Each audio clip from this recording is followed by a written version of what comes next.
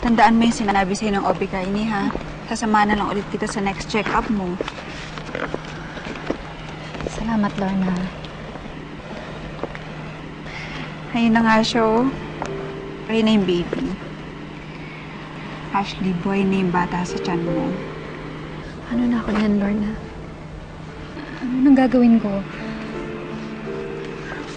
Ashley, magiging mami ka na rin naman. Isipin mo na yung kapakanan niyo ng baby niyo na Bradley. Mas mabuting malaman niya na to.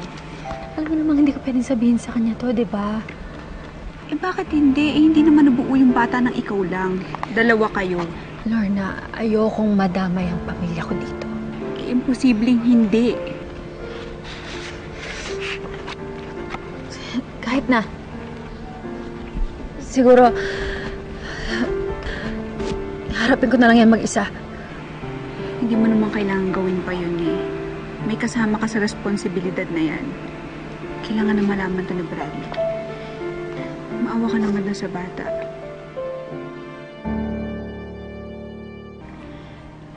Eh baka naman hindi niya napansin or baka naman kasama pa niya si Diana. Tawagan mo na lang ulit mamaya. Hindi na siguro. O bakit? Alam mo kanina pumayag ka na nasasabihin mo kay Bradley. Sinabi ko lang yung pangalan ni Diana, ayaw mo na naman. Hindi lang naman dahil dun eh. Tingin ko, dapat hindi ko na siguro sila guluhin. Tsaka kasalanan ko rin naman to, Lorna.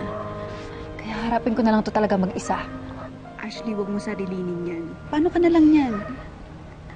Bahala na. Anong bahala na? Eh paano kapag tinanong ako ni Tita Rina, ni Diana, ni Bradley, anong sasabihin ko? Wala. Wala kang dapat sabihin sa kanila. Pero Lorna, salamat ah. Kaya please, wag mo sasabihin kahit kanino yung tungkol dito. Lalong-lalo na kay Bradley. Eh, anong balak mong gawin ngayon?